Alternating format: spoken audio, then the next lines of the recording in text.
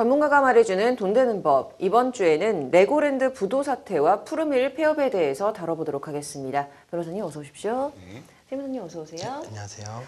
강원도가 레고랜드 개발 당시 보증했던 2천억 원 ABCP 채권에 대해서 채무 불이행을 선언을 하면서 가속화가 되고 있는데요. 자, 그래서 지난 24일 둔촌주공 재건축 조합도 무려 8,250억 원 규모의 ABCP 채권이 발행을 실패하는 초유의 사태가 벌어지고 있습니다. 자, 이와 별도로 45년간 우유 산업을 유지했던 푸르밀이 11월 30일 사업 종료와 정리해고 공고까지 하면서 큰 파장을 일으키고 있는데요. 자, 그래서 오늘은 이 레고랜드 부도 사태와 푸르밀 사업 종료에 대해서 얘기를 한번 구체적으로 해보도록 하겠습니다. 자, 세무사님께 먼저 질문을 좀 해보도록 할게요. 자, 이 레고랜드 부도 사태에 대해서 좀 간단히 정리해서 알려주세요.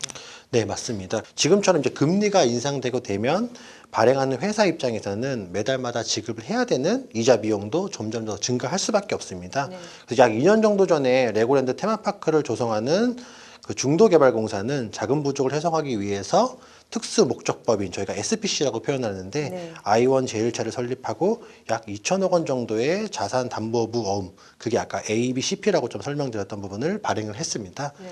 이때 이제 강원도가 해당 어음에 대해서 보증을 하면서 BNK 투자증권이 주관을 해서 약 11곳의 금융사에게 해당 어음을 판매를 했는데요.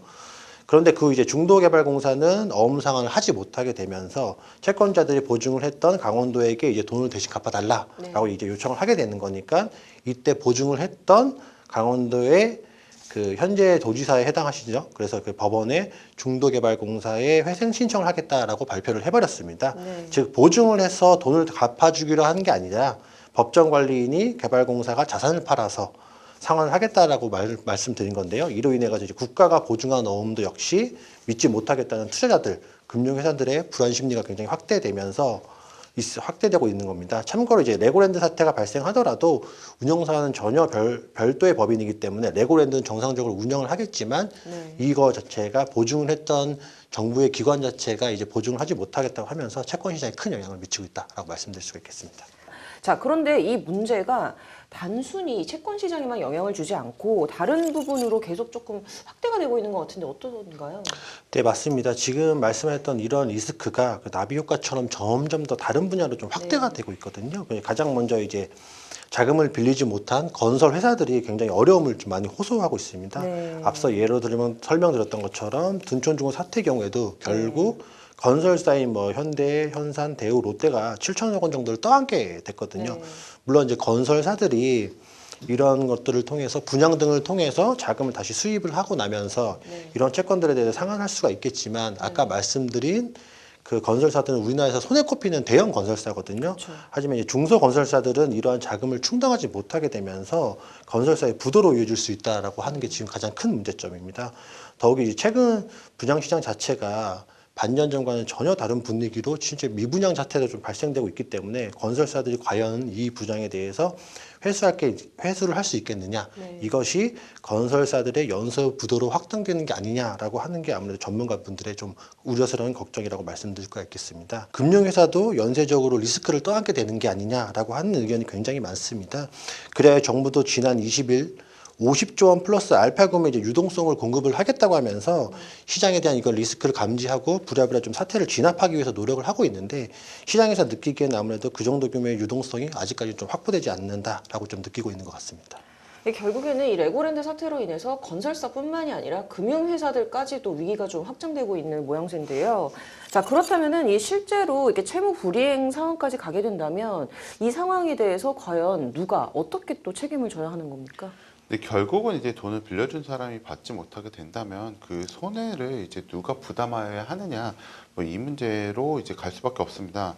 레고랜드 사태로 본다면 이제 지급 보증을 한 강원도와 주관사였던 BNK 투자증권 그리고 그 채권을 실제 매수했던 투자자가 이제 서로 뭐 연관은 되어 있습니다.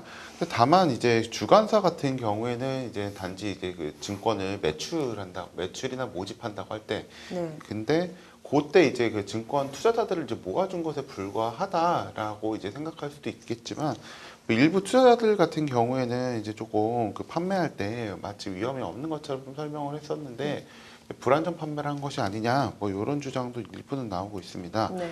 다만 이제 뭐 지급 보증을 하지 했음에도 불구하고 그것을 이행하지 않겠다라고 이제 지자체에서 이야기하는 것은 사실은 뭐 예측하기는 대단히 어려운 일이라서 사실 고사유로 불안전 판매까지 갈지는 조금 의문은 있고요. 다만 이제 다른 사정들이 나온다면 네. 뭐 가능성이 없는 것은 아닙니다. 네. 그리고 이제 그 강원도에서는 이제 그 김 지사가 지난 21일 강원도 예산으로 이제 1월 29일까지 이제 네. 이것을 상환을 하겠다라고 이제 선언을 하면서 급한 불을 끌고 이제 수습을 좀 하려는 그런 모양이지만 네. 근본적으로는 이제 레고랜드 이용자도 감소하고 있고 무엇보다도 이제 금융은 신뢰가 중요합니다. 근데 이미 한번 깨진 신뢰가 다시 회복이 되기 위해서는 상당한 그런 시간이 걸릴 것으로 보입니다. 네. 네. 이번 사태를 보면서 기업 경영하시는 분들 좀 걱정이 많이 커지실 것 같은데요. 네, 아무래도 이제 금리 인상이라는 것이 결국은 이제 모든 산업 전반에 이제 영향을 주고 있습니다. 네. 처음 말씀드린 것처럼 이제 기업들의 이자 부담이 상당히 커지고 있고 이렇게 되다 보니 이제 자금을 조달해주는 금융기관들도 이제 그 부실에 대한 리스크를 느끼면서 오히려 네. 대출을 점점 줄이거나 아니면 업무를 접근할 때 조심스럽게 접근하는 경향들이 있습니다. 결국은 이게 또 기업들이 자금 부족 현상을 일으키는 악순환이 되고 있습니다. 이런 악순환이 계속 반복되다 보면 결국 기업들은 더 이상 사업을 하지 않게 되는 그런 부도와 같은 사태가 발생하게 되고 이게 다시 금융기관의 부실로 이렇게 이어지고 있습니다. 또한 프로밀 사태를 보면 많은 분들이 기존에 오랫동안 해오던 이제 사업체가 이제 퇴출되는 것이 아니냐 뭐 이런 위기감을 좀 가지실 수 있는데요. 네. 프로밀도 이제 45년 동안 이제 계속 사업을 해왔었는데 이번에 갑자기 급작스럽게 이제 폐업을 하게 되면서 사실은 업체 전반에 대한 그런 신뢰도가 많이 내려가고 있는 상황이라고 생각하시면 네. 되겠습니다. 자, 오늘은 좀 레고랜드 사태를 통해서 최근 채권 시장 이슈부터 프로밀 폐업까지 좀 알아봤는데요. 다음에는 더 유익한 컨텐츠로 찾아뵙도록 하겠습니다. 감사합니다.